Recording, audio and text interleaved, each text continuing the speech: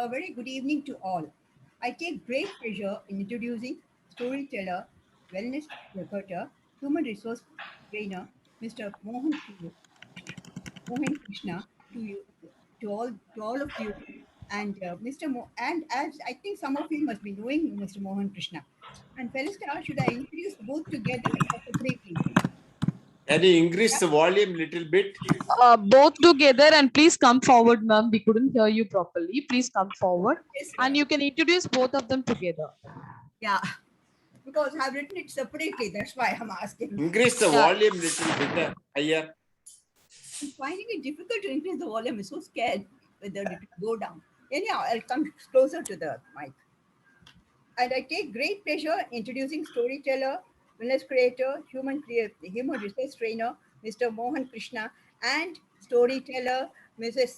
Padma, to this gathering. First, I'll introduce Mr. Mohan Krishna. Mr. Mohan Krishna is a storyteller technique to train people in software and financial services of companies. He also he is also a storyteller in technically for coaching and mentors. He is a mentor, coacher, and a trainer for storytelling. He conducts regular storytelling sessions from Indian epics for follow and history for inculcating values, motivating, and inspiration and for inspiration. He is an expert of 15th century saint poet Kabir Das and uses Kabir Das couplets, that is dohas, for conveying life lessons.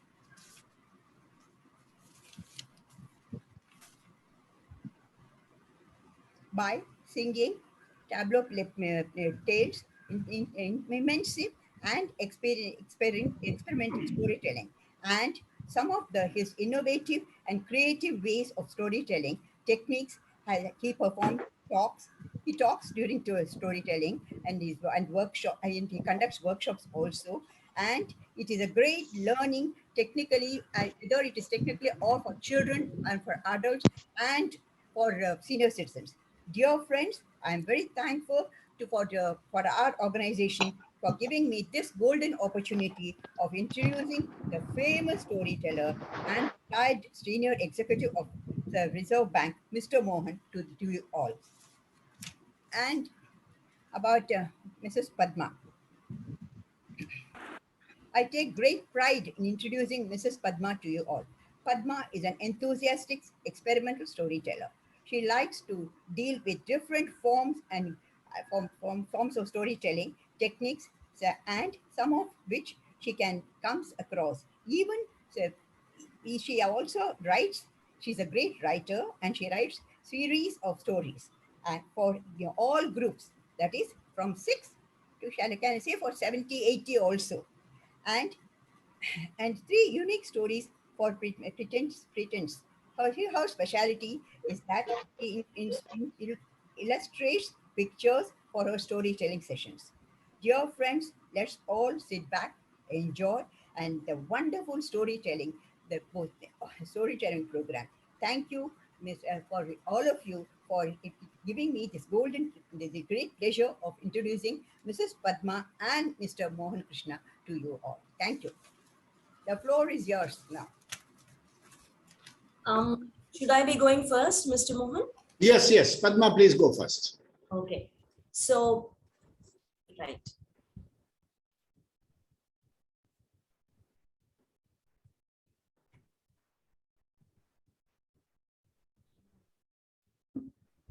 Let me just give you a background of this story before I actually start the narration.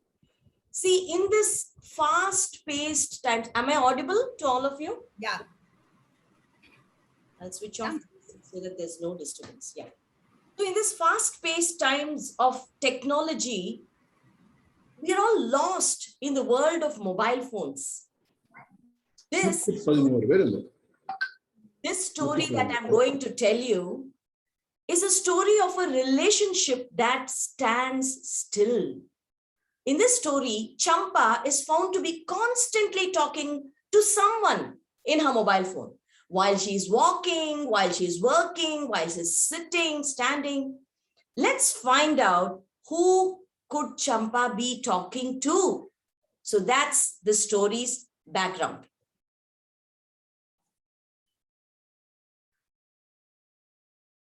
Just a minute, please. Yes. So after I retired from my job, my husband and I, we shifted and we came to live in this small, beautiful town and in this beautiful house of ours. At that time, my maid Kamala was 9 months pregnant. Her baby was due any time. So she brought another maid temporarily for 2-3 months, so that I will get some help from her. And that was the first time I was seeing this girl, Champa. Yeah. Champa, she looked so thin and frail. She was a frightened girl. She was not even looking up at me. And this Champa was holding on to something very tightly in the folds of her dupatta. I wondered what it is. And so I thought, I will ask Kamala. Arey Kamala, this girl Champa, she's looking so thin and weak. Do you think she can do all our housework? Huh? Arey Mem Saab, you no worry. Champa not small girl. She married. 3 years ago itself she married, madam. She very smart. You know something? Champa 3 years ago she got married. Her mother-in-law, father-in-law, they tell Champa not to work in servant maid job. So Champa, you know what she did? Very smart girl. She buy 1-2 chicken and she make 1 coop in the hut. And slowly Champa selling egg, chicken, and she making money in the house. So smart girl, madam. Volume too low. Volume too low.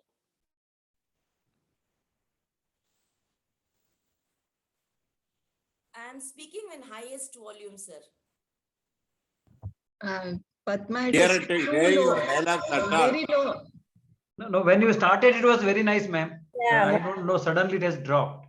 The No, volume but has dropped. when she goes back, the volume goes down. No, when she no, comes no, forward- no. Okay. Even now she's in the front face. Even now the volume is not correct. Now I don't know the reason. But it becomes more or less, it becomes up and down. No, ma'am, no, sir. What I say is, ma'am, even though you are very close now, okay, you are absolutely close now. You please speak, ma'am. Now we'll just test it. Yeah, you just say something. Yeah. Okay. Yeah. This volume is okay, ma'am. This Yes. volume is okay. So I think all of you must put yourselves on mute so that there is no external disturbance. Okay, ma'am. All are That's mute. fine. That's fine. All are That's fine. muted. That's fine. That's not an issue. I think issue is basically when you go away from the mic. Okay, ma'am. Then it's getting down, ma'am. Okay, so shall I continue with the story? Yeah. Don't worry, madam. She do all the work.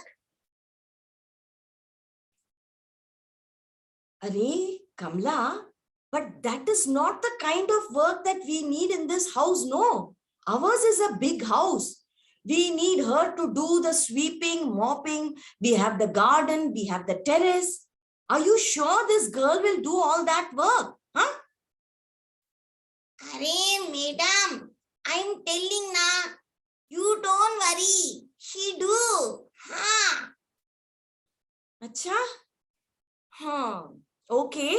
Then, Kamla, do you know Champa's family? Huh? Or you just brought her from somewhere? Huh? Na, madam. I know full family. Champa father-in-law na. He riding rickshaw. But na, he drunkard fellow. And Champa mother-in-law na, my parent, she also na does ghar mein kaam wali hai. 10 house na she working. And Champa na 3 big sister-in-law married. 2 small sister-in-law school. Good family, madam. I know you know worry.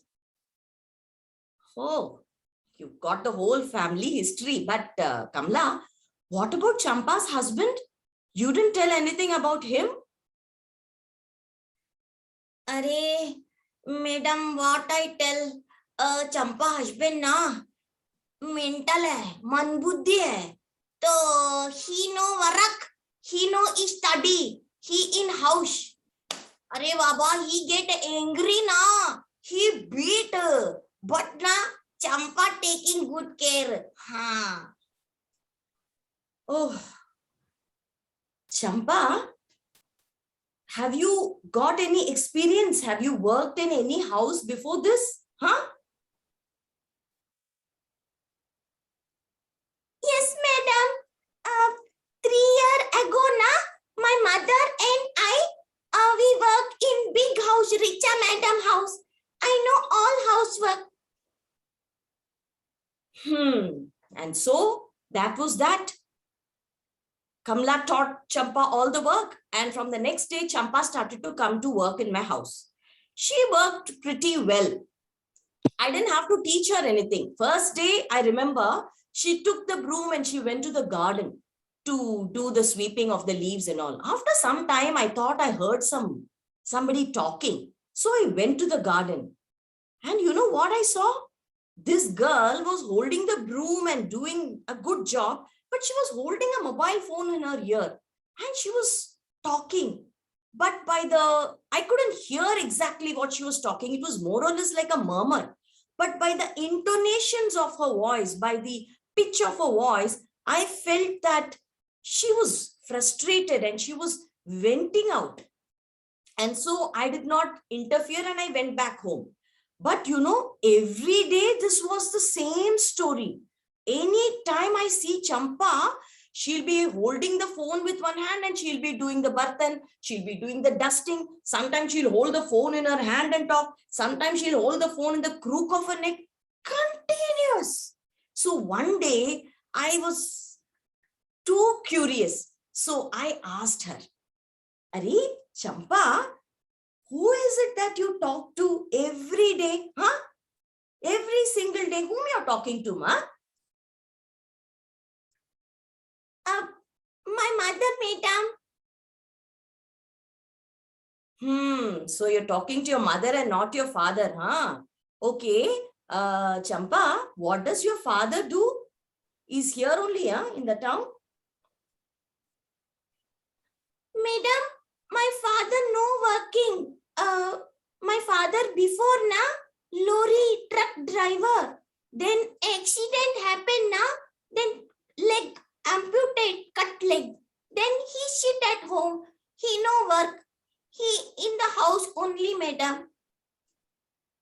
Acha? Champa, why did your parents marry you to, a mentally retarded person? I know, I'm just asking out of curiosity, okay? Madam, another boy marry na. They ask much dowry. My family very poor. My baba, father no work. So this family, this boy, no money ask, no demand, no dowry, free. So I marry. Oh, okay, Champa. Whose phone is that you're clinging to all the time, huh? My mother phone, madam. Acha, good. So Champa, today after you finish all the work, just remember before going, give me your phone number and go. Because sometimes, in the weekends, we have some guests and all. So I'll need some extra help. I'll pay you. If I have any extra work, I'll definitely pay you for that. But remember to give me your number and go. Okay? Madam, but in my phone, na, ring no coming. You call, I know here, madam. Acha, what an excuse, Champa. So what if you can't, the ring is not working? You can still see the phone, no? In that, my name will be displayed. See, if you don't want to give your number, it's all right. You don't have to give these excuses. Okay. So that was that. I felt a little odd that Champa was so reluctant to give her number to me. But then the days went on and she worked really well. And actually, as the days went on, I found that I liked this girl a lot. She worked so sincerely. She used to do the work very clean. And she used to even clean the fan, clean the window panes, all that my old maid Kamala never did. And even when I gave her food, she never ate. Champa always put it in a tiffin box. I think she must have taken it taking it to her husband or not, I don't know. And whenever I spoke to this girl also, she'll give an answer in one word. Yes, madam, no, madam.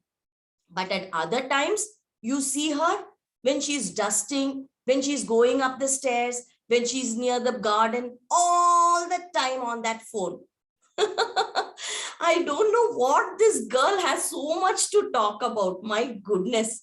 So at last the days went on and it was the last day for Champa. Next day, Kamala was anyway going to come. So I decided that I will give Champa a surprise. So I called her. Hey, Champa, come here. Here, take this. This is your salary. And you know what? I've added a bonus also. And not only that, I have a surprise for you. See, this now is a cell phone. I was using it till last month. Then my son bought me one new one, a smartphone. So you take it. Yeah, take it. No, madam. What I do with cell phone? No. What? What you will do, you're asking me? You can talk your heart's content. You can listen to your mother. Take. Madam, this cell phone, it work.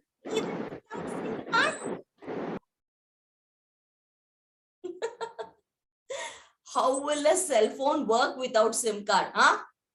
You don't have to worry, Champa. See, that old phone that you're using, no, your mother, that phone. From that, you take out the SIM card and you put it in my new phone.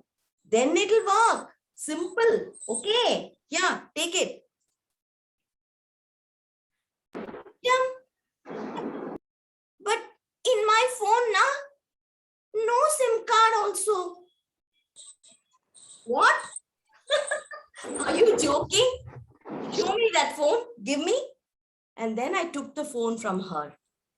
And it was really shocking. It was a very old and damaged phone. The dial pads some of them were even missing. And what shocked me most was that this phone didn't have a SIM card. It didn't even have a battery. Champa, this phone, it's really old, no? Really old it is. Yes, madam. Richa madam gave to my mother. That time itself old phone only she gave. Yeah, but this is so damaged. I mean, did she give it in this condition to you? Huh? No. That time, phone working. My mother, she buys SIM card and put phone work then nicely. Then what happened? Why is the phone like this then? Madam, after my mother died, I tell my father, give Amma phone to me, give Amma phone to me. But father no give. I beg. He think I always talk on phone and waste time. I no do work. Then my mother-in-law get angry and beat me and send me back to mother house now. So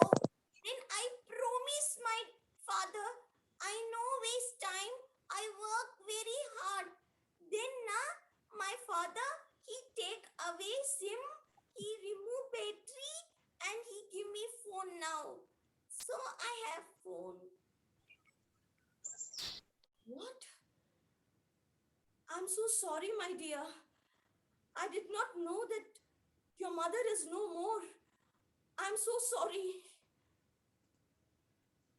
Who tell my mother no more? My mother is dead. When I hold phone in my hand, I holding mother hand now. Mother there. Don't tell mother no more.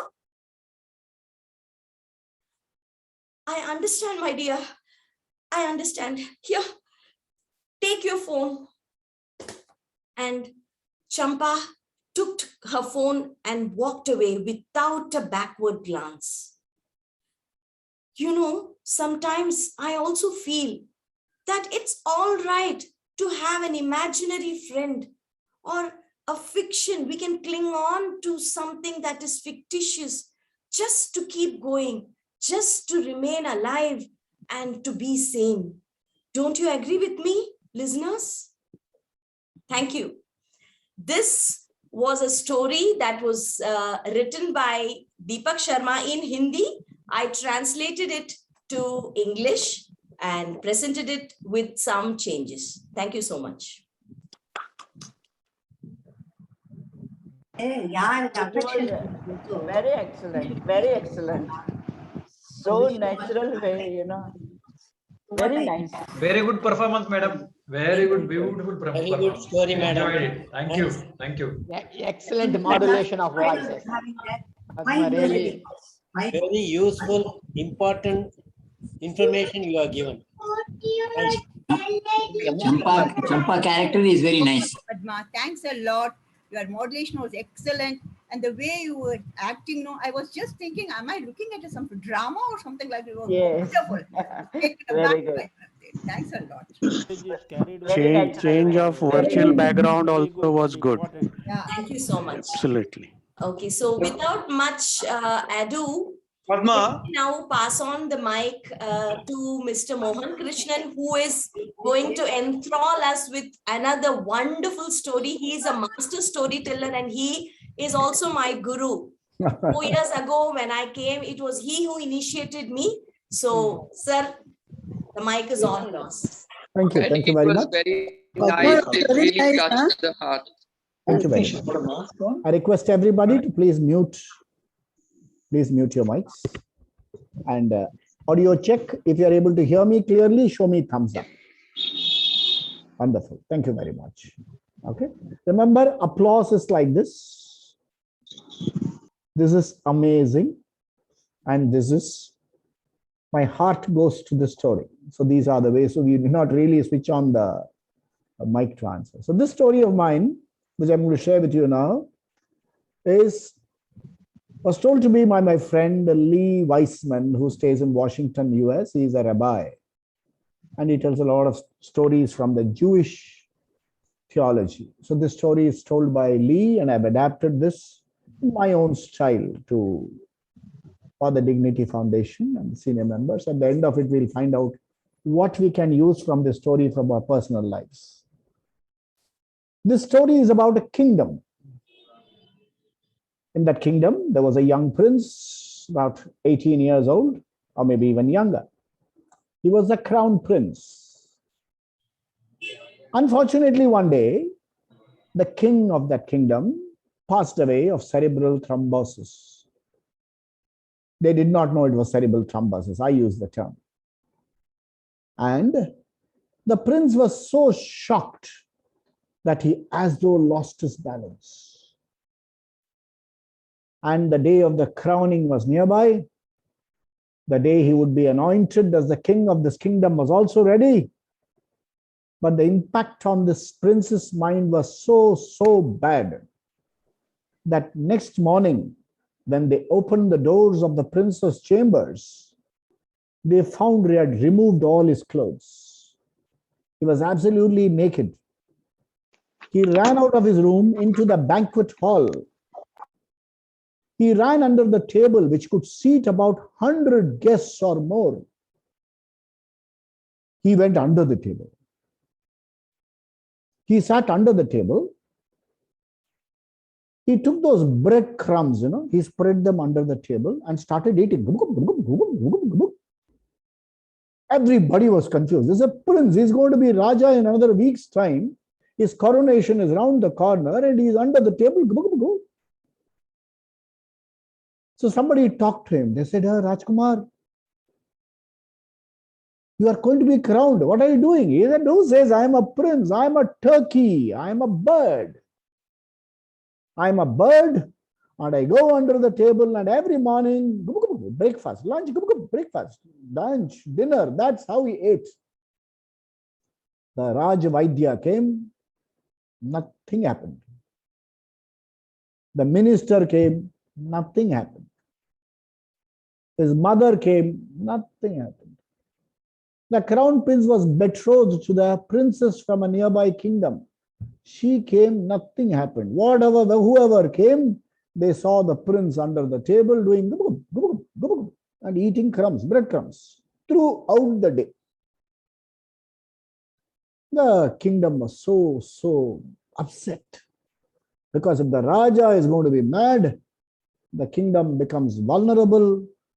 The princess, the father of the princess of the person to whom this young man was betrothed, he said, no way I'm going to get my daughter married to this insane prince of your country. No way. So finally, the minister of that place, very much like the minister of our Panchatantra tales, went looking for Vishnu Sharma. The minister of that place went looking for somebody like Vishnu Sharma. Perhaps it was Vishnu Sharma, I don't know. They caught hold of him and they said, please come to our kingdom and cure our princess. We will give you, make it worth it, we will give you hundreds of acres of land, acres in today's. We will give you gold, we will give you money, we will give you hathi, ghoda. He says, no. He says, you won't take money. He says, no, I won't take money. Why won't you take money? He says, for helping people change, for happiness coaching, Vishnu Sharma doesn't take money. I'm going to transform your life. I don't take money. Yeah, if you want to give a Guru Dakshina, I'll take it. But I don't talk terms. I belong to a Vedic culture where I take Dakshina after I perform, not before. We don't believe in capitation fee and take your head off. So finally, this Rajaguru, very ordinary looking fellow, was brought to the palace. He was given a royal chamber. He said, no, I can't sleep in royal chamber. People from Kolkata area, if you know. He said, give me one gamcha. I will spread the gamcha on the floor. I will sleep on the floor with my hand as pillow. That's how I am used to sleeping. They said, the royal people will fan you. He said, go, all of you go away. Whatever breeze comes from nature, that is what I will take. Next morning, he was led to the prince's chamber. The prince, as usual, was without clothes, ran under the table. Now this great guru looked at the prince. Then he said, he also took off his clothes, went under the table, and he said, bring me breadcrumbs. And both of them started. Both of them started eating breadcrumbs. It went on for 7 days. The minister, the queen, everybody put their hands on their head. They thought, we brought somebody to cure. We have brought one more madman. We already have a mad prince. We have a mad guru also. They were losing hope. They were finding out how to send this fellow out. Then next day, what happened? When he went under the table, the guru said, bring me 2 loincloth, kopina. Loincloth, langoti. Bring me 2 langotis. And the guru wore the langoti and started going. The prince said, Turkey doesn't wear langoti. He said, yes, prince, I agree. But Turkey can wear langoti. He said, yeah, turkey can wear langoti. So the prince wore a langoti and started eating. Went on for 3 days. Then the Guru said, bring me silk shirts and silk, what do you call it? No, tunics. And the Guru wore it and started. Gup, gup, gup, gup. The prince said the turkey doesn't wear pajama and kurta. He said, Prince, I agree. Turkey doesn't wear pajama kurta. But turkey can wear, पहन सकता है ना कि नहीं? He said, हाँ पहन तो सकता है, तो पहनो ना. So the prince wore and started again, gup, gup, another 3-4 days. The next day the Guru said, today the Guru and the turkey, Guru turkey and the prince turkey will sit on top of the table and eat. Gup, gup, gup, gup. He said, turkey doesn't sit on table. He said, yeah, I know turkey doesn't sit on table, but can the turkey sit on table? Yes. So they sat on the table and again. Next, the Guru said, bring some cutlery, silver spoon, soup bowls, forks. He said, turkey doesn't use all this. He said, turkey doesn't always use this, I know. But can the turkey use? He said, why not? Ho sakta hai. So the prince started using the turkey. The turkey prince started using the spoon, fork, soup bowl, daintily touching his mouth with the napkin. Then he said, today, the turkey and the Guru turkey will sit on the royal chair. And the royal people will do the fanning. And people will serve gourmet cuisine. Prince said, turkey doesn't eat gourmet cuisine. He said, I know. The morning we'll do breakfast. But after that, can we have gourmet cuisine? Can the turkey act as though it is eating gourmet cuisine? He said, yes, turkey can act. It started for the next 3-4 days. Next morning was the coronation. The Guru said, turkey? He said, yes, today the turkey is going to act as a prince. The turkey will ascend the throne. The turkey will be crowned king, and the turkey will be ruling this country properly. I understand that turkey is not me. I am the prince who is now going to become the king. The princess from the royal kingdom next door came and they were beautifully married. He was crowned king and he ruled the kingdom happily. They asked, Guru, what do you want? He said, what do I want? I have transformed the turkey into a king, a wise king. My reward lies in that. For my well-being, I don't depend upon human beings. For my yoga kshema, I depend upon Ishvara. Wish you all the best. God bless. And the Guru walked on to the next kingdom. Thank you. Very nice, very nice. Lovely story, Mr. Walker. बहुत अच्छा. Now you tell me, what can we dignitarians learn from the Guru? We are all like the Gurus. What can we learn? Keep on doing karma. No, karma varma nahi hai. No karma, no varma. You have access to Gen Z in your house, youngsters born in 2001 and later. They are all like the turkey princes. Yes. We need to set an example for the others. What they do, perhaps you don't understand. So become like him. Perhaps go under the table and do gub, gub, gub, gub, gub. validate that person's emotions. And when this guru learned to validate the person's emotion, that young boy, the prince, said, "Oh my God, there is one person in this world who understands me." And it did not take him long to discover the king in himself. The guru comes and says, "Tat tvam asi."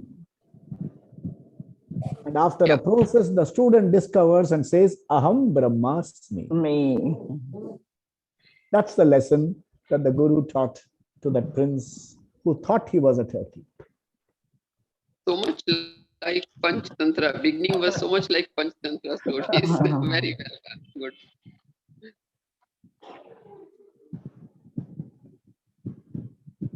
Yeah, now I think the ball goes back to Padma for her next story. Once again, let's all mute and listen to Padma's story. Thank you. So now this story, the one that I told you before was more of a psychodrama. It was another way of narrating stories wherein I will become the personalities and narrate. But now the story that I'm going to tell you is typically a story that we all are accustomed to hearing, and make it full screen. Yeah. So now this is a story that I had written myself during Navratri because of the festivities. So I will tell you what prompted me to write the story at the end of it. So now all the illustrations that Felista will help me share, will show you, are done by me. So these are the paintings that I have done for the story. I like to write stories, and I also like to paint my own characters in the story. So now what are you seeing here? This is King. I can hear an echo. How is that? People, if all of you mute, you won't hear the echo. Somebody has more than one device on. Yeah. Right. So first painting, please hold the first painting. Let me come to this. Go back to the first painting. Yeah. So this is King Suvikrama and his beautiful wife Mandakini. They ruled over a kingdom called Kaladvipam. And Kaladvipam means it's an island. It's an island that lays somewhere in the middle of Indian Ocean. And this story took place long ago. So why was this island called Kaladvipam? It was because there were so many artists and artisans who occupied this entire kingdom. Like the whole kingdom comprised of singers, painters, sculptors, dancers, you name it, and they were there. And people from all across the world, from different countries, they sent their ships to Kaladvipam because they wanted to buy the exquisite art and craft and jewelry. So please go to the next slide, next one. Yeah, this is how the island looked, and this is the palace. And next slide. Yeah, this is what depicts how all art forms thrived in this kingdom.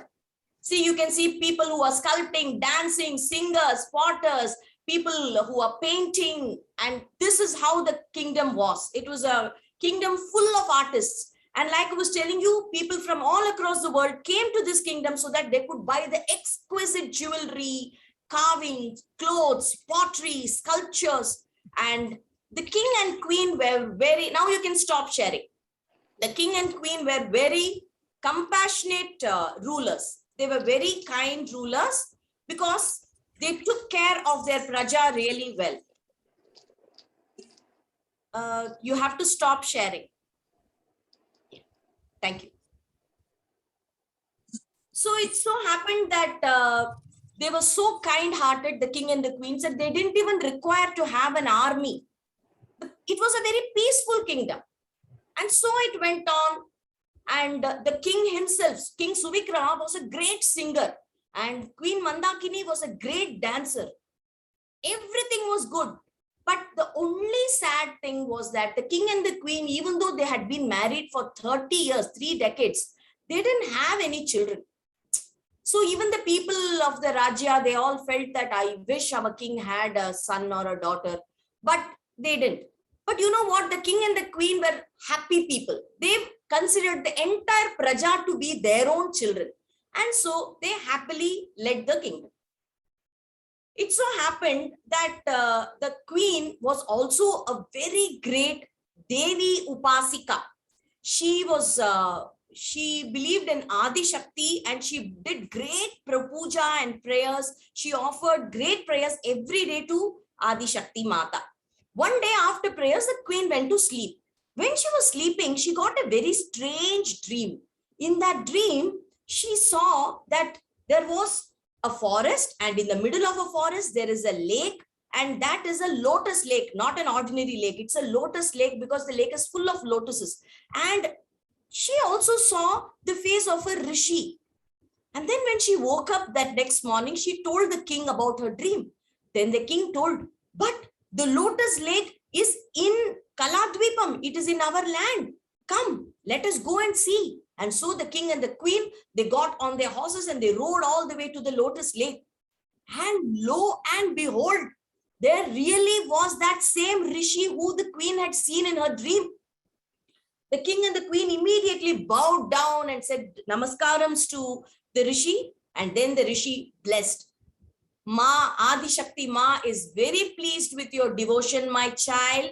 You will be blessed with a child of your own, the rishi said. And then he sprinkled some holy water on the queen and the king.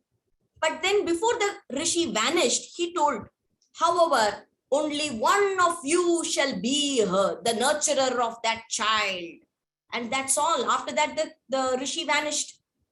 The king and the queen's happiness knew no bounds. They were so deliriously happy because the rishi had predicted that they are going to be blessed with a child. But then the queen was a little worried. She asked the king, Prananatha, what did the rishi mean when he said that maybe only one of us will be the nurturer? But the king said, queen, why are you paying attention to that sentence? See what else he said. He said we are going to be blessed with a child with the blessings of Adi Shakti Ma. Let us celebrate. And there was a lot of celebration. And just as the rishi had predicted, after 9 months, the queen delivered a beautiful, beautiful baby girl. She was the personification of beauty. And so they named her Madhuri, which means sweet as nectar. After that, the kingdom flourished. The business picked up. The economy was so good. And after a few years now, Madhuri, the child, was 9 years old. And she became an expert in many art forms like singing, dancing, painting. She was continuously learning. And after one day, suddenly, a fleet of ships arrived from a faraway country called Rusa Rajya. From there, the emperor had sent his servants with many gifts to be given to the people of to the royal kingdom, royal family. And he had also sent a letter specifically to King Suvikrama. In that letter, he requested, King, my son is getting married. So please, you accompany my fleet and come to our kingdom and bless. And also we want you to sing for us because the king is an accomplished singer. And so the king thought, okay, they are calling me with so much respect, let me go. And so he bid goodbye to his family and the Praja, and he left. But after a few months, suddenly there came a news that the very ship in which King Suvikrama had sailed had drowned in a tempest. Once this news came to the queen, the entire nation itself drowned in sorrow, but the queen Mandakini, she was inconsolable. She went into depression. Felista, will you please show that picture?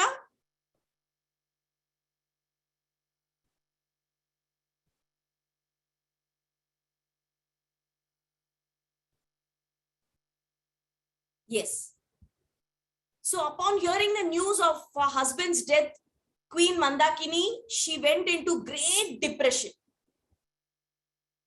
Yeah, that's enough.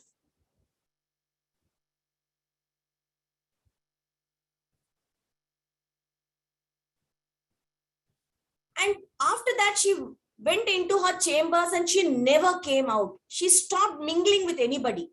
And poor Mandakini, a mere 9-year-old child, she had to take care of her mother and also the kingdom. Slowly, Madhuri learned how to manage the kingdom, how to take care of her mother. And Madhuri was such a loving child that she gave all her love and affection to her mother.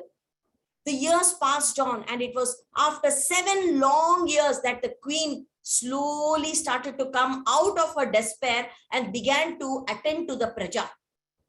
Then the queen also once again began her prayers to Adi Shakti Ma. And after this, once again, the kingdom became very happy and everybody celebrated and there was peace of mind. By now, Madhuri had become a 16-year-old beautiful girl. She had learned all forms of arts. There was nothing that she did not know. And she was so beautiful that the queen was now determined to find a very beautiful and handsome and talented suitor to match her daughter's talents. The queen was now on the lookout for a good maplai or a good suitor for her daughter. So one day, suddenly, a flock of 8 strange birds, they arrived in the kingdom. No human had ever seen such birds. They were such peculiar looking birds. They were black birds and they had blue spots on them. And when they flew in the night sky, the next picture, please.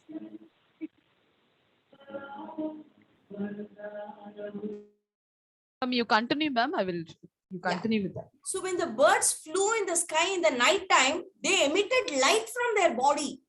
The people had never seen such a bird in their life. Should I do the screen share? Yeah, wait. Yeah. So those birds, one fine morning, these strange looking birds, they arrived into Kaladvipam and they came straight to the queen's chambers. And the biggest of the birds, yeah, that's enough. And the biggest of the birds, you know what it did? It bowed down in courtesy and he gave the queen a parchment, a golden parchment. The queen was very surprised that the bird knew all the tricks, and all the other birds, they came and they put near the queen's feet bags containing gold and jewelry that were so exquisite that no human hands could have made it. The queen then opened the parchment and wanted to see what it contained. And she read it aloud. It said, "Devi, please accept these gifts as a token from me. I am Abhija, the king of Patala Loka. My kingdom is unparalleled in richness and grandeur. I am sending you these gifts so that I can marry your daughter. Devi, I am a very courageous, youthful man, and I will take good care of your daughter. And I promise to gift her with all the happiness that the world can offer in return for her loyalty and love to me. Devi, I have also come to know that your daughter Madhuri excels in all art forms. Please ask her to make a self-portrait of herself and send it to me. I shall treasure that painting with me till I come and see you in person, asking for her hand in marriage some other time." So this is what the note contained. The queen had never heard of Patala Loka, or she had never heard of this Abhija, but she knew that he must be a very powerful king because he has sent these magical birds to her. So she called Madhuri. She said, "Hey Madhuri, come here. See, this is a letter from some big king, Abhija." Madhuri opened the letter and she read it. She felt so depressed because she was not in any hurry to get married, nor was she willing to leave Kaladvipam and go. But she didn't want to disappoint her mother. Her mother said, "Madhuri, make a portrait of yourself and send it through the birds to Abhija. He wants to see your face, your photo." So Madhuri told, "Okay, mother," and she went. But Madhuri was a very playful girl. She played a trick. She called her best friend and maid, Kamali, and asked her to sit. And she gave Kamali all the jewelry and the beautiful gowns, and Kamali wore all that. And then Madhuri made a painting of Kamli. And the painting was so beautiful that it almost came alive. And then Madhuri packed the painting and gave it to the birds. The birds took the painting and they immediately flew away northward to meet Abija.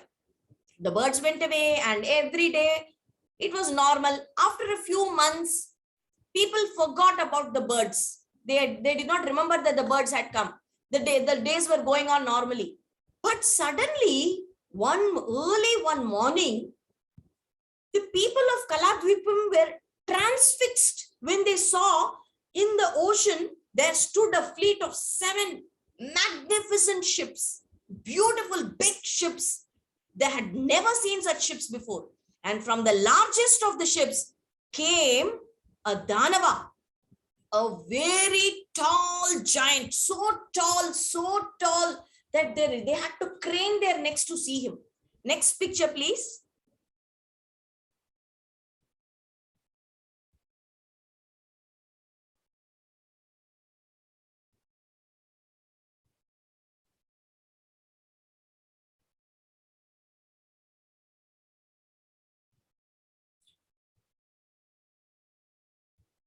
Yes. So this big giant, he walked from the ship and he came towards the island. When he approached the island, all the people were terrified. Ah, giant! They screamed and they all went and hid themselves. But the Danava stood on the shores and he sent one of his magical birds towards the palace to announce his arrival. And as soon as the birds went and told that Abija had arrived, immediately the queen, some sevakas, and her daughter Madhuri, they all carried many gifts and walked towards the seashore to meet and greet the giant. Then the Danava bowed. Enough, you can stop screen share. Yeah. So the Danava bowed to the queen and he said, my queen, as promised, I seek the hand of your daughter, and that is why I have come with a fleet of these ships, he said. The queen was dumbstruck. She was looking at this Danava and she was wondering, how will Madhuri marry such a giant? I never knew that in Patala Loka people will be so big. Oh my God, she thought. Then the Danava was actually looking at all the people. He was scanning the crowd. And then he said, Devi, where is your daughter? And then the queen pointed to Madhuri. She said, this is my daughter, Abija. Then he said, no, I ask for the hand of your other daughter.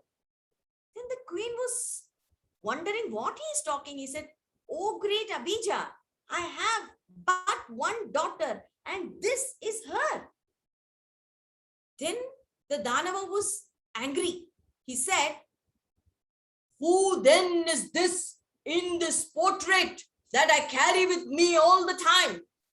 This enchantress who smiles at me so invitingly. Who is she? He asked. As soon as the queen saw the picture, she knew that that dusky beauty is none other than Kamali. So they called Kamali the maid. The poor frightened maid, she came in front of the crowd and she looked at the enormous giant with wide eyes and frightened eyes. And then Madhuri spoke to her mother. Mother, I apologize. I could not imagine getting married and leaving Kaladvipam. So I made Kamali pose instead of me like the princess and I did her painting. I did it just for fun, mother. Please don't be angry, she said. And as soon as the Danava heard her say it was just for fun, he was in a fiery rage. He said, just for fun? Do you know the amount of penance and trouble I had to take in order to cross over from Patala Loka and come to Prithvi Loka? Do you know? And you think all this is a joke? And now I'm coming to find out that this Kamali is not a royal family. She's not from a royal lineage. Still, I have lost my heart to this beautiful maiden and I shall marry her. He said. Then the queen mother spoke up. She said, I understand, O great Abija, that you have traveled a long way to seek the hand of this maiden. But here in Kaladvipam, marriage is done by free will and mutual consent. So let us ask Kamali first if she is happy to marry you. Then all the eyes were on Kamali. And then Kamali boldly said, I do not love Abija, and I cannot marry a Danava who is so enormous. Then the Queen Mother said, it's settled then. I'm sorry, but you will have to seek the hand of a maiden who is willing to marry you. The Danava lost all his cool and he was seething with rage. He said, I am under an oath not to harm any of the Manavas when I am in Prithvi Loka. So I am sparing your lives, but I will not return empty-handed, and I will not be insulted thus. And so saying, he cast a magic spell, and immediately from the sky there emerged a misty cloud. No, not this. I will tell you. There emerged a misty cloud and it surrounded the entire island. The whole island was engulfed by some kind of a cloud. And everyone felt that their eyes were becoming heavier and heavier. And the entire island went to sleep. When they woke up, they did not know for how many hours they had been sleeping. But when they woke up, the whole island was in terrible misery because they found out that every single unmarried girl of the island had vanished, including Princess Madhuri. Not one girl was left in the island. Then all the people of the island begged to the queen, oh mother, Queen Mother, what do we do? Where are our daughters? This time, the queen could not be a weakling. She had become a very weak person when her husband died. She had gone into depression, but now she had to take charge. So she boldly said, don't worry, I promise that I will do all it takes to bring back all of our daughters. And so saying, she got onto her horse and galloped fast towards the forest, towards that lake, the Lotus Lake, where 17 years ago, she had seen that same Rishi. She went and sat near the lake and went into deep meditation. She started to meditate with her mind, body, and soul. After a few days, there suddenly appeared the same Rishi, the celestial being. He came back. As soon as the queen saw him, she fell at his feet and said, oh, great seer, why has such a fate befallen all my subjects? My nation has never been at war with anybody. We are a peace-loving nation. Oh, master, tell me, where are my daughters? Where are all my children? Where did the Danava take them? And then the seer said, rise, Queen Mother. Abija is a Danava who rules Patala Loka. He wants to marry and have children to pass on his name and lineage. But just as his name suggests, Abija means no seeds. He will never be able to sire his own children. He is cursed. And so in anger and jealousy and hatred, he is holding all the women captive in his palace, said the seer. And then the queen asked, oh, great one, guide me. How do I go and save all my children? Tell me, what should I do? Then the sage, the Rishi, said, do not fret, my child. Sail north during the day. During the day, the mountains will guide you, and during the night, the constellations of the stars will guide you. Sail in a ship, and after, when you reach the destination, you will know that you have reached it. You have now been blessed with by Adi Shakti to have all the valor, wealth, and wisdom. Be brave. You can fight evil, said the Rishi, and he blessed her.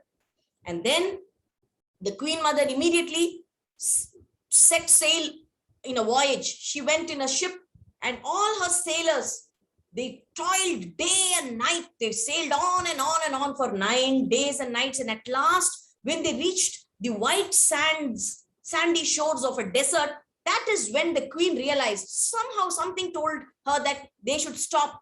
She said, anchor the ship here.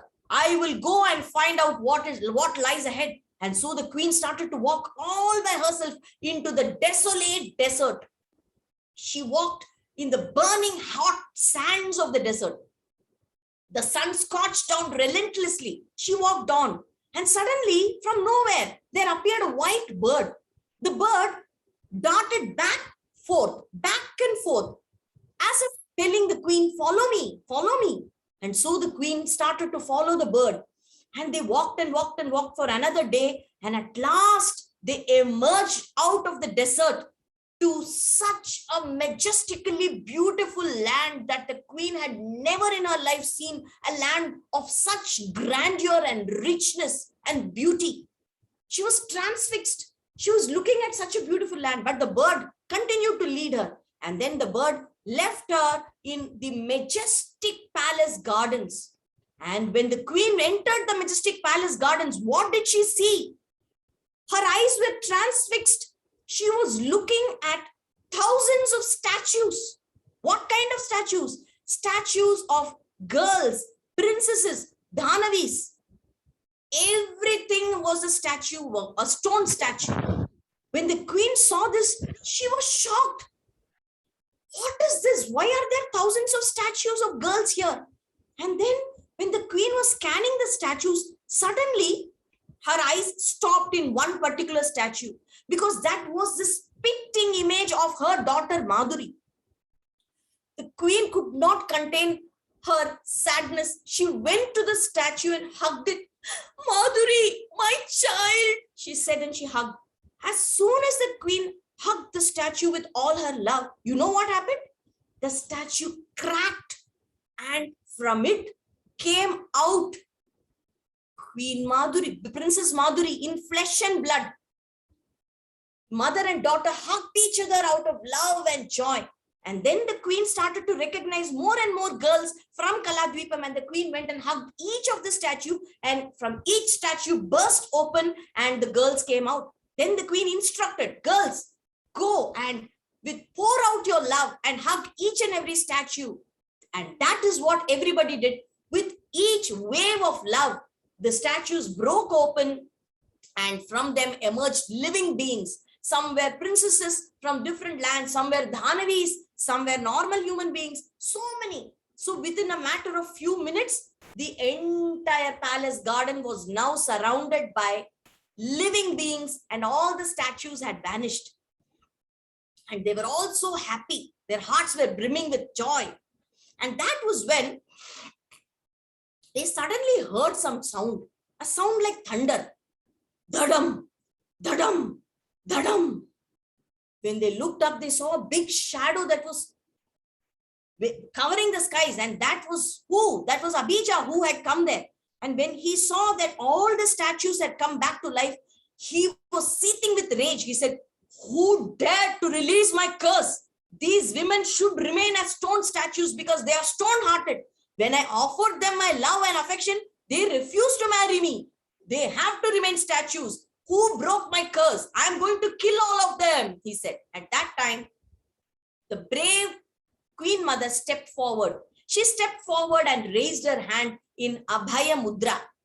When she did that, all the girls standing there, the thousands of girls, they all also did the Abhaya Mudra. And then their love and blessings filled the surroundings. And Abhijah, who was seething with rage and anger, suddenly found himself becoming peaceful and calm. He could not know the reason, but slowly he became peaceful and calm. And that was when the Queen Mother spoke to him. She said, Abhijah, your ego and pride has prevented you from accepting your fate. You used your magical powers to curse and to humiliate others. But did you get any joy from this? No. Respecting other people's wishes and choices, and that is only dharma, Abhijah. By forcing other people to do things that you like or you want is adharma. Abhijah, set all the girls free. That is dharma. That is the right thing to do, she said. As soon as Abhijah heard this, the Dhanava shrunk himself in size, and then he fell at the Queen Mother's feet and he said, forgive me, Mother. I have wronged these maidens, but what can I do when I look at everybody, the human beings, the animals, everybody is able to have their own children. But look at me, I cannot have even one offspring. When I die, nobody will be there to say my name or who will carry forward my lineage. I'm so cursed, oh mother, he cried. When the queen mother saw him cry, she could feel his pain. She said, Abhija, I understand your anguish at not being able to sire children, because we all aspire that when we die, we want to leave a legacy behind, somebody who will carry our name forward, and through them we will forever be remembered. I understand. So now, in return for the good deed that you have done, I shall transform myself into a plant that will bear a fruit that will contain hundreds of seeds. A Dadima Vriksha, she said. You will find me growing in every part of Prithvi Loka. And each of the seeds will therein be representative of you, Abhija. You will nourish the health and invigorate the people of the Prithvi Loka. You shall thus be eternally remembered as the Dhanava behind the Dhadima Phalam, which is the pomegranate. So saying, the sacrificial queen immediately transformed herself into a pomegranate plant, and it was having thousands of ripe pomegranates in it. So each of the girls came and plucked a few fruits to take with her to different parts of the world. And magically, there suddenly appeared several chariots and horse-drawn carts to take the girls back to their lands. Madhuri and her friends, they picked up that pomegranate plant to take with them to Kaladvipa. Now the queen mother continues to live on eternally in the form of the pomegranate plant that we see all around the world. So this is the essence of the story. So in this story, what I have tried to bring out is the queen mother was an ordinary woman like you and I. She was an ordinary human, but she has put to use, very good, wise use, her strength, her valor, her wealth, and her wisdom so that she could achieve the mission. She used her Kriya Shakti, which is her valor, by staying focused on her mission. She was never discouraged. She never turned back in spite of when she faced all the frightening situations. She used her Ichha Shakti, which is the wealth, and she put her wealth to very good use. She did not, she led a very modest life. She led a humble life. And finally, she used her Jnana Shakti, which is her wisdom, to bring forth love and compassion and empathy. She accomplished her mission by self-sacrifice. So Queen Mother left a legacy for the future generations to look upon and to learn and imbibe from her. So this is a story that I wrote during Navaratri as a tribute to the Navadurgas, especially to bring out the immense potential and the powers that we women possess.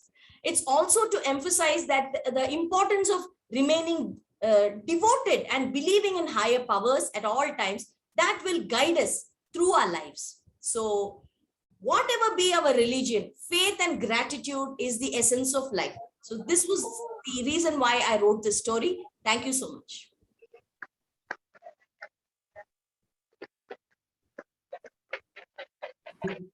Superb, ma'am. Very Really good. enjoyed. Very nice, madam. Since it is written by you, Paddy, you conveyed a lot of the story. Have water. Glad to see you, Padma. Very nice story. Beautiful. Oh, hi, story. Raji. Thank you. Fantastic. Very nice. Very well narrated. Very well narrated. Thank you. Thank you. Very talented. Very talented. Very good narration, Paddy. Paddy, awesome imagination and illustration. Wonderful. Wonderful imagination.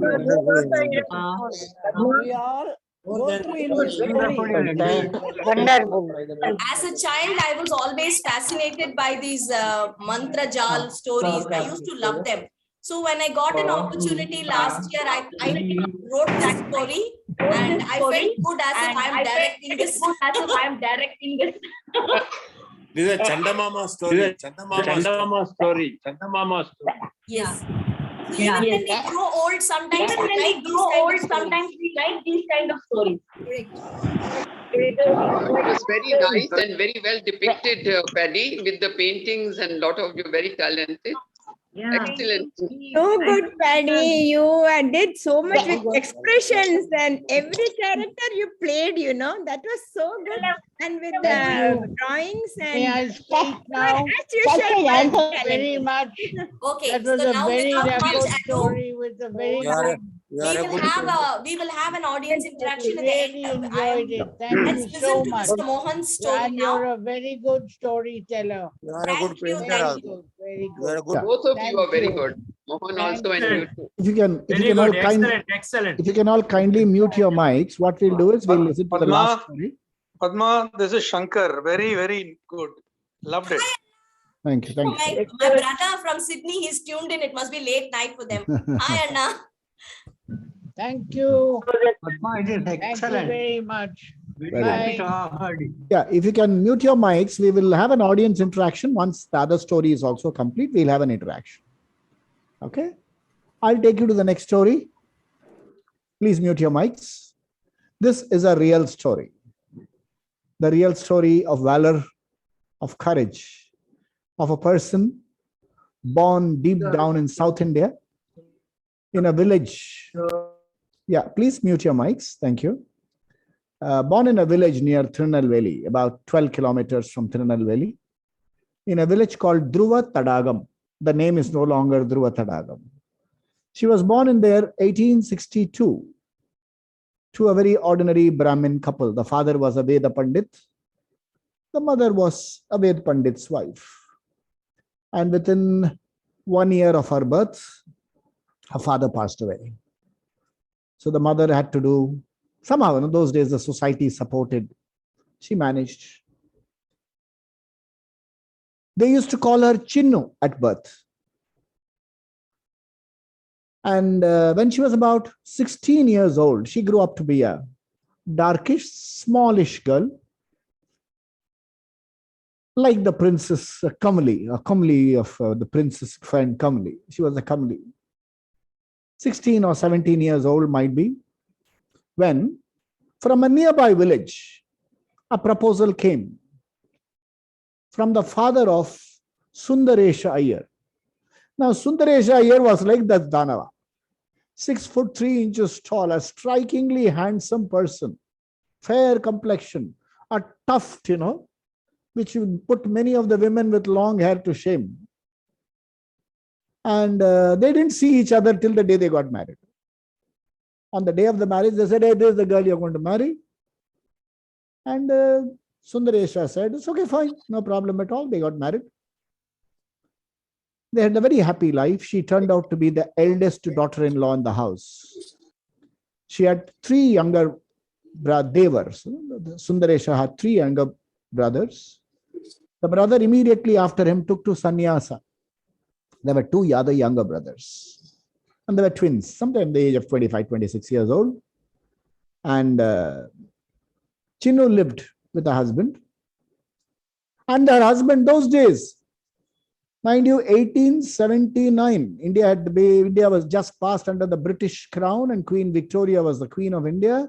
Those days, Sundaresha knew how to read and write English. He could also speak decent English. And he was paid a princely salary of 7 rupees a month, which is about 70,000 rupees of today, or maybe even more. 7 rupees a month was his salary. He had a few acres of land and lived well, fairly affluent man, Sundaresha.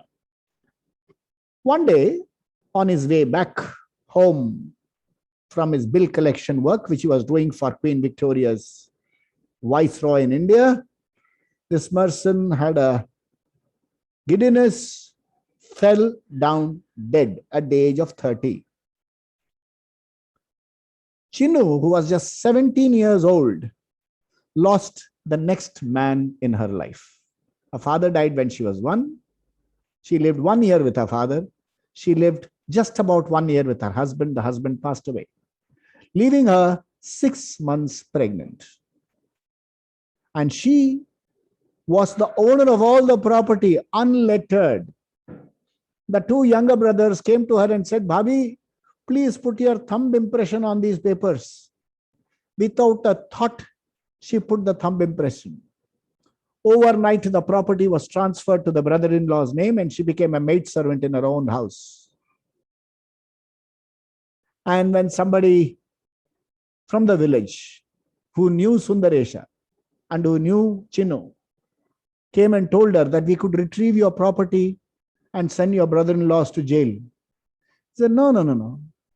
They took only my property, no? They have not taken away my cheerfulness.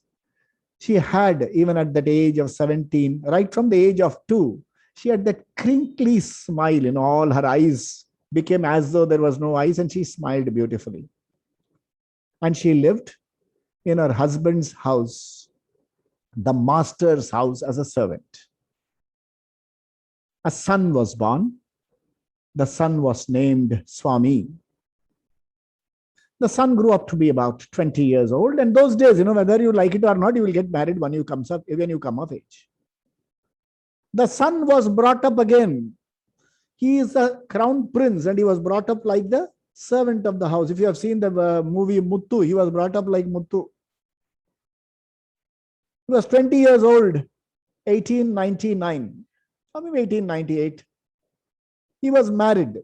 He got married to a girl from a nearby family. Swami also took after his father, 6'2", strikingly handsome, good looks, tufted, but unlettered. Chinu didn't complain. She said, "Theek hai. What's the problem? We get our food, we are happy, we get a place to sleep, let's live." In 1900, Chinu's grandson was born, and Chinu was just 38 years old. She named her grandson Shankara, after the deity near Tirunelveli, Shankaran Koil. She named the grandson Shankara. Shankara again took after his father, strikingly handsome, tall man. And this time, Chinu was aware of something that was happening in the family. She found Shankara was also being trained to become Muthu too. One more servant for the family. Unpaid servant who should have been the owner of the property. Today's worth about 300 crores.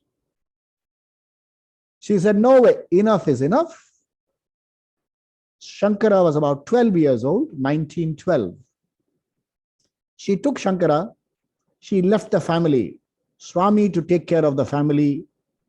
She took Shankara and moved to Madurai, nearby. And in Madurai, she enrolled Shankara in an English-speaking school. And what did he do for a living? The brothers-in-law said, "If you are living here, fine, but if you are going to live in Madurai, no money." She said, "I don't need money." So she did, papad belna. She made a papad. She cooked. She served as a midwife and educated her grandson. Then those were the days when India was opening up. Calcutta was opening up. From Calcutta, one Ramayar used to come regularly to Madurai. And she was taking care of Ramayar's daughter, midwife. And she heard about how people lived well in Kolkata. And she spoke to Ramayar, and Ramayar said, "If you can come to Calcutta, for somebody like Shankara, work is easy to get." Shankara, over the 7 years, has learned to speak English like an Englishman. Not what yesterday, he used to speak. "Oh, yesterday, is it? Oh, really? I'm the servant of Queen of Victoria." That's the kind of English he spoke. And Chinu and her grandson Shankara traveled those days by train from Madurai to Kolkata, which took 6 days. And she traveled as servant pass.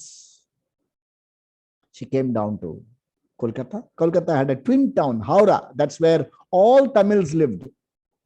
That's where Chinu lived. And Shankara got a job in 1920s, 21, 22, for a princely salary of 24 rupees. And Chinu continued to do her appalam, cooking, and midwifery. In the meantime, her son, in the village, home village, his family size had increased to 12. And 10 survived. 2 passed away, 10 survived. And somehow, it ran in the genes. All of them turned out to be strikingly good-looking fellows, except 1 or 2 in between who took after their mother. But most of them took after their father. Shankara. Then there was a son called Krishna. Handsome, strikingly handsome guy. They all moved to Howrah. So one by one, all of them moved to Howrah. The family which was left on the streets virtually in Dhruva Tadagam by 1930 had become a very, very successful family in Kolkata. And Chinu continued to do papad belna, midwifery and cooking. She said, I will work till I die. Each of her grandchildren got married, got children. All of them lived well. Then came 1942, the war. Japan attacked Tamil Nadu here in Chennai. It also tried to bomb Kolkata. And that was the time when her son, born in 1879, 1942, 63 years old, the only son, Swami, also passed away. Swami had a unique distinction. He did not do karma for his father because his father passed away before he was born. And he passed away before his mother died. So he did not do karma of any of the parents. But that broke Chinu's heart. Chinu lost her father when she was 1. Her husband with whom she lived for just 1 year. She doted on her son. And when the son passed away, she couldn't bear it. And she passed away too. 1942, December. She was 80 years old. Today, her children, her grandchildren, all of them lead lovely lives. You are talking to her great-grandson, Mohan. My father is Krishna. And thanks to the sacrifice, I'm sorry I choke when I tell the story. Thanks to my great-grandmother, we are a family today. We live well. One woman changed the life of a lot of people. She was just 17, not educated, lost her property, lost everything. She didn't lose one thing, that's hope, courage, valor. That is the Shakti Indian women are made of. Okay? She didn't lose one more thing. Okay? This I didn't know because I have never seen her. She died much before I was born. My Shankara, my great uncle, my father's oldest brother. My father was the 8th born, so they named him Krishna. Strikingly handsome person again. So, Shankara used to tell me the story that he has heard that when Chinu was about 4 years old, they got her this candy floss, Panju Mithai. And a rich man in the village, his son, 8 years old, also got a Panju Mithai. The rich man's Panju Mithai fell on the floor. And he cried. Chinu said, don't cry, take mine. And she gave away the candy floss with a smile. She never lost that smile in that 80 years of her time. Okay? And my Periyappa, that is my father's older brother, Shankara, used to tell me that I smile like my great-grandmother. So this is the story of Chinu. And much later, when my father passed away and I started doing Tarpana, I learned only then that her real name was Kalyani. So this is the story of Chinu, alias Kalyani, or Kalyani alias Chinu, who has 10 children, who had 10 grandchildren. Our family of great-grandchildren, grandchildren, suppose, in Tamil we say, Atmatakku marriage. 150 relatives will turn up. Grandchildren, all of us do well. The grandchildren, the great-grandchildren, the great-great-grandchildren are all doing well. because of the sacrifice and the never say die spirit and the smiling countenance of Chinnu. This is the story I wanted to share with you, how one person can transform lives. Thank you very much. Oh, very nice, sir. Thank you, sir. Real story. Great. Great, sir. Great. Thank you, sir, are for also sharing. As it was awesome. Very inspiring. Very touching. Lovely story. You accepted the strength of the woman. The moment you accepted the strength of the woman. Yes, the woman is phenomenal. You accepted the strength of the woman. I really. It is the strength of the woman, yes. Amazing strength of a person who is otherwise not much, who was not educated, who was not lettered, but she was educated. She knew human relations. Yeah. She knew resources. This was the twist in the tail. Very good. Wonderful. The great grandson telling the story of the great grandmother. That is the best. That is the best. Women learn lot of things. Ma'am, please hold on. And develop Please, ma'am. For you all would like to be heard by others. Please share your opinion one by one. Please raise your hand. We will allow each and everyone to share your comment. That's very nice. Yeah. Yeah, I will call upon the names then. Please raise your hand. We will call upon them. Yes, Habil sir. Very nice. It was excellent story. Very well narrated. Thank you. Really absorbing. Thank you, Habil sir. Very much. Thank you, Habil sir. Yes, Jayalakshmi ma'am. Mohan, it was such a touching story, and it's to know that it is a real story of you. It was really very shocking and surprising. Great thing, so nice of you to share this. It for us so much to learn from this story. Not to lose hope and keep on going. So much to learn. So nice, Mohan. Thanks for sharing. My pleasure. Thank you, Jayalakshmi ma'am. Yes, Ram Shankar sir. Okay, Ram Shankar sir. Okay, fine. Yes, Sundara Gopalan ma'am. Yeah. Mohan. Yeah. It was a wonderful narration, and Thank you. mesmerized me completely. I went back to this world after you said it is your story, because I was moving somewhere else, and I could imagine your grandmother, great grandmother, and others. It's really wonderful. Thank you so much, Mohan. My pleasure. Thank you, Sundara. Yes, Sharda Mani ma'am. Sharda Mani ma'am. Please unmute yourself. Ma'am. Very nice story. When I heard the story, my tear came from the eyes. Very, very touching, very touching. We like in olden days, so many women are all doing like this sacrificing their life. No, I heard many stories. My grandmother like this. Yeah. I'm sorry, I'm not able to respond by words because my voice is still choked. My eyes are still wet.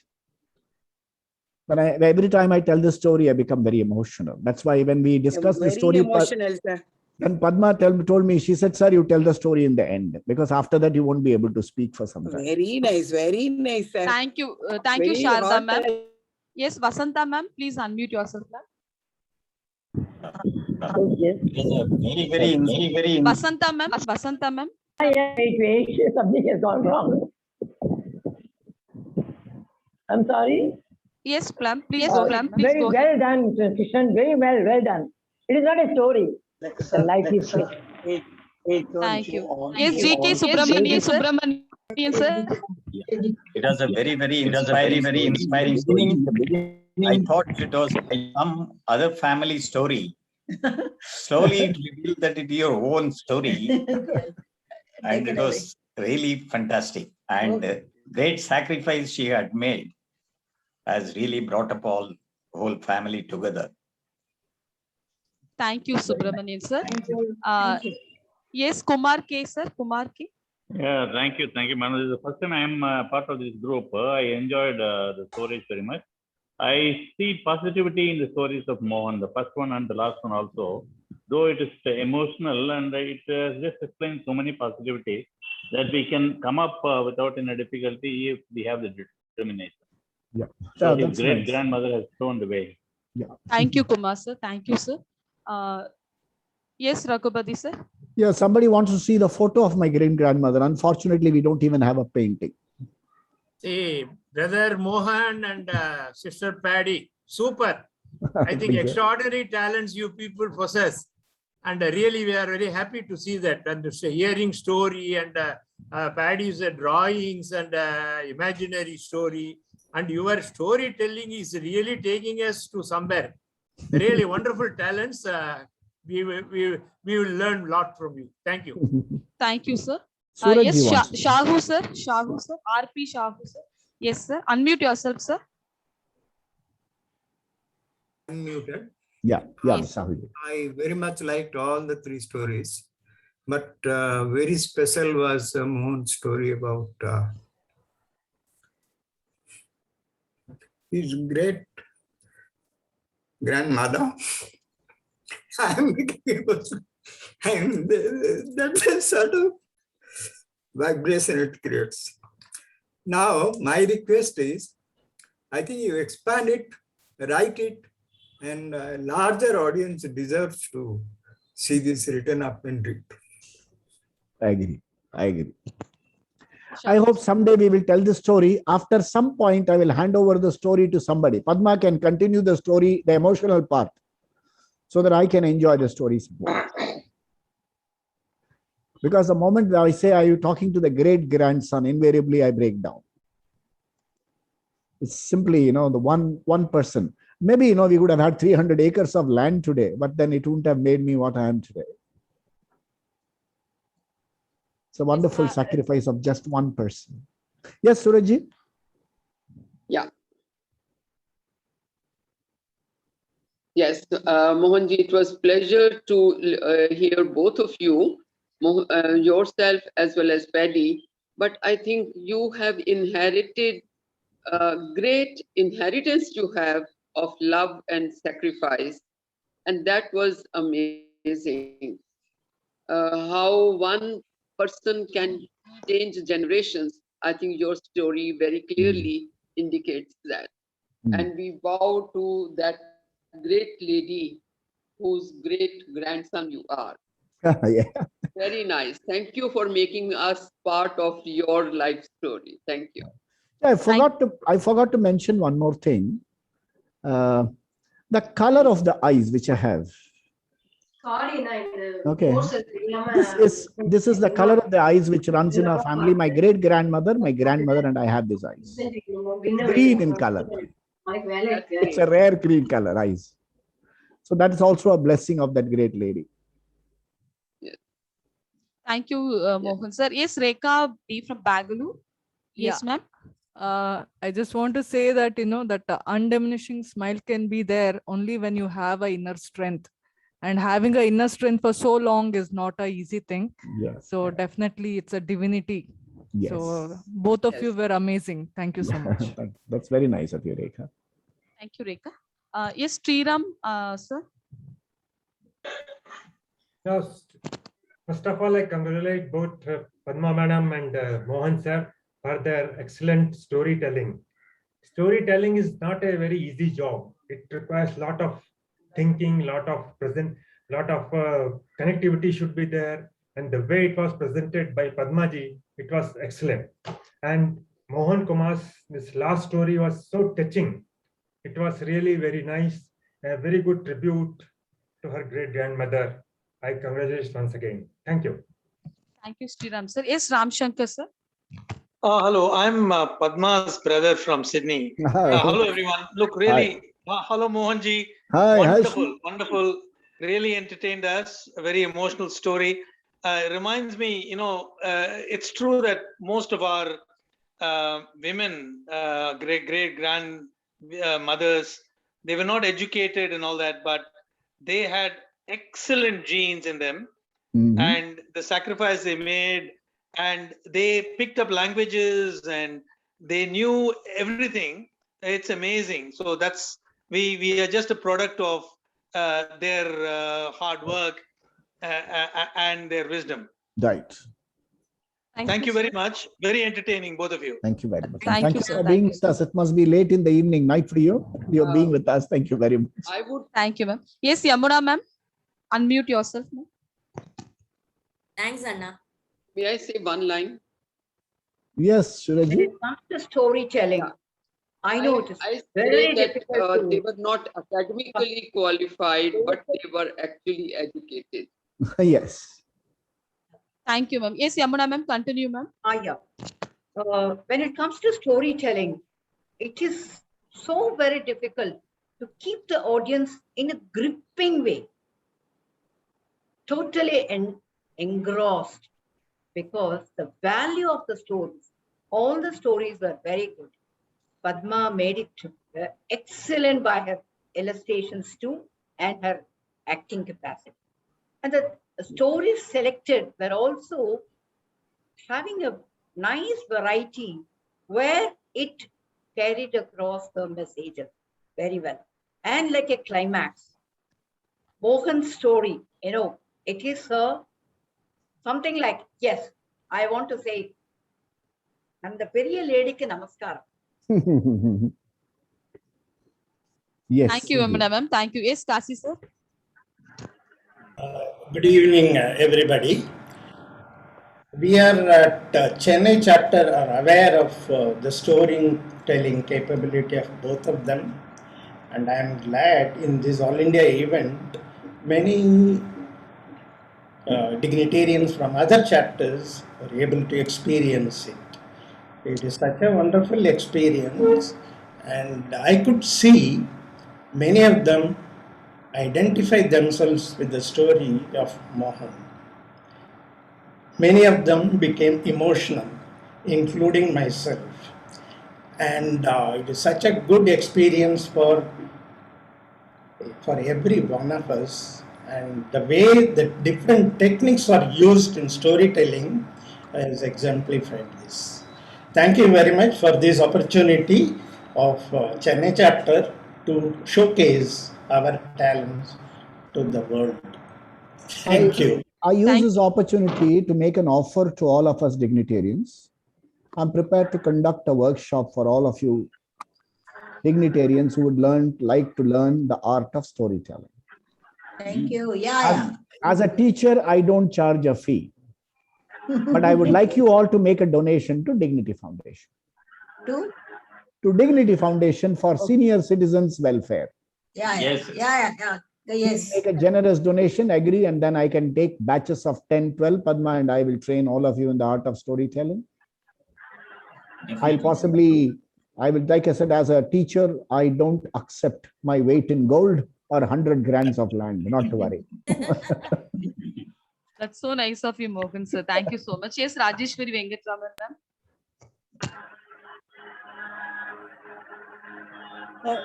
Good evening, Padma and Mohan, sir. Padma is a very beautiful storyteller, and I know her friend as a Dignity Theatre. Very nice. And you, Mohan, sir, very nice storyteller, and the real story is very great, emotional. I also feel very emotional. I go in this story from starting. And you are the grandchild. We are very proud of you. And Chinna, that your grandmother, we are really namaskaram to her. Very great. Thank you, sir. Thank you, Rajeshwari, ma'am. Any more members? Please, if you have any questions or comment, please raise your hand. If not, you will end up the session. Anybody? Okay, fine. Okay. Yes, Mohan sir and Padma ma'am, thank you so much. I think I need not say anything because everybody have expressed their views and comments. Thanks a lot for accepting. When I asked for presenting the story, people immediately said yes. Thank you so much. And yes, lot more to come. We hope to see more and more of your talents being exhibited among us. Talents we don't know. Storytelling, art, you might be having much more. Please exposes to us. No, we would like Mohan to see sir more. is a very good singer. He has his own Yeah. orchestra. He got, yeah. That's He's true, a good singer. Yeah. We are His so own happy. His own Yeah. orchestra he is having, no? His own troupe he is having. Wonderful, wonderful. We are so proud to have you people as some members. Thank you so much. Thank you all from all the chapters for Thank you. attending this wonderful session. Happy Excellent. day, and we'll meet once again in Happy the day, next. happy day, happy day. Happy Thank you very day. much.